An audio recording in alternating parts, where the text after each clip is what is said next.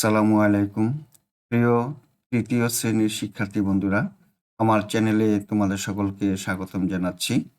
বন্ধুরা, গত ক্লাসে আমরা 12 নম্বর পৃষ্ঠা পর্যন্ত অঙ্কগুলো সমাধান করেছি।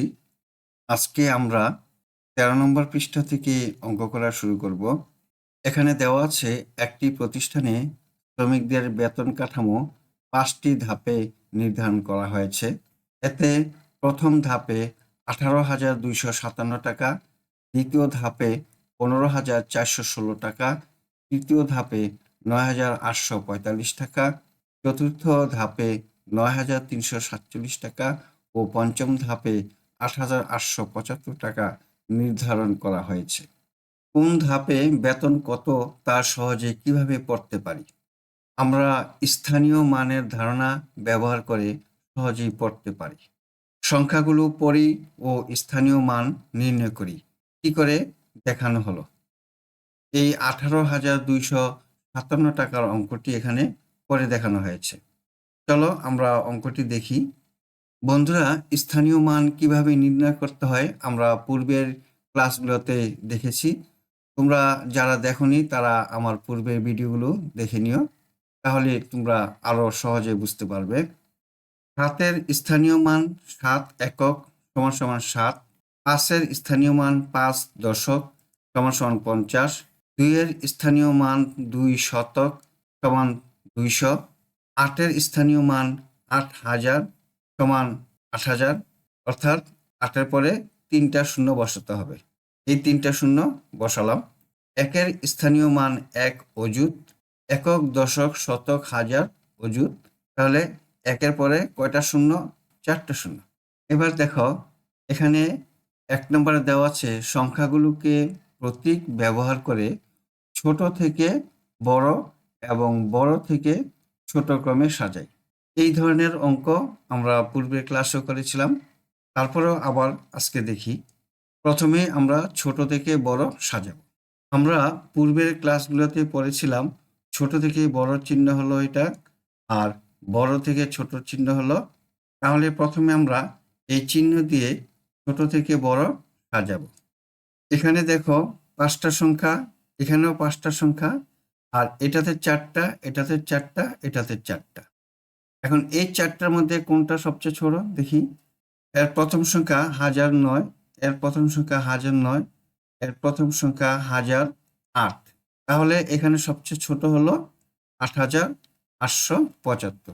তাহলে আমরা লিখি 8,875। এখন এই দুটার মধ্যে দেখো, এটার 1009, এটার 1009, এটার শতক 8, এটার শতক 3। তাহলে বড় হলো 8 আর ছোট হলো 3। তাহলে আমরা বলতে পারি 9347 সংখ্যাটি ছোট। 8,875 থেকে বড় হলো 9347। এবার 9347 থেকে বড় হলো 9845। এখন বাকি হলো এই দুইটা। এর মধ্যে দেখো, অযুত সংখ্যা 1, এর অযুত সংখ্যা 1, এর হাজার সংখ্যা 8, এর হাজার সংখ্যা 5। তাহলে 8 বড় 5 থেকে, সুতরাং আমরা বলতে পারি 15,416 এই 18,257 থেকে ছোট। তাহলে আমরা লিখি এখন 15,416, আর 15,416 থেকে বড় হলো 18,257। তাহলে সবচেয়ে ছোট 8,875, তার চেয়ে বড় 9,347, তার চেয়ে বড় 9,845, তার চেয়ে বড় 15,416, তার চেয়ে বড় 18,257। এবার আমরা বড় থেকে ছোট সাজাতে পারি। এই সংখ্যাগুলো আমরা যেহেতু সাজিয়েছি ছোট থেকে বড়, তাহলে আমরা 18,257 বড় এখানে লিখি 18,257। তার চেয়ে ছোট হলো, ছোটর জন্য এটা 15,416। তার চেয়ে ছোট হলো এটা 9,845। তার চেয়ে ছোট হলো এটা 9,347। তার চেয়ে ছোট হলো 8,875। 8,800। আশা করি বন্ধুরা তোমরা বুঝতে পারতেছ।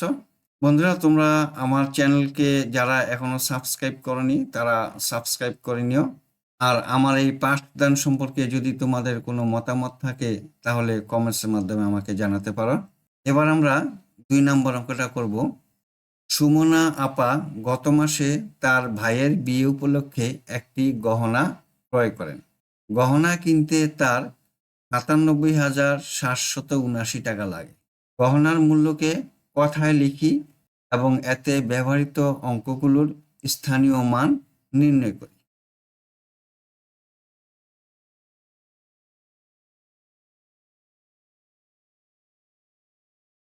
আমরা লিখলাম ৯৭,৭৭৯।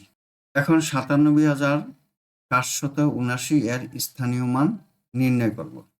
বন্ধুরা, এখন আমরা দেখি ৯ এর স্থানীয় মান হলো ৯ একক সমান ৯।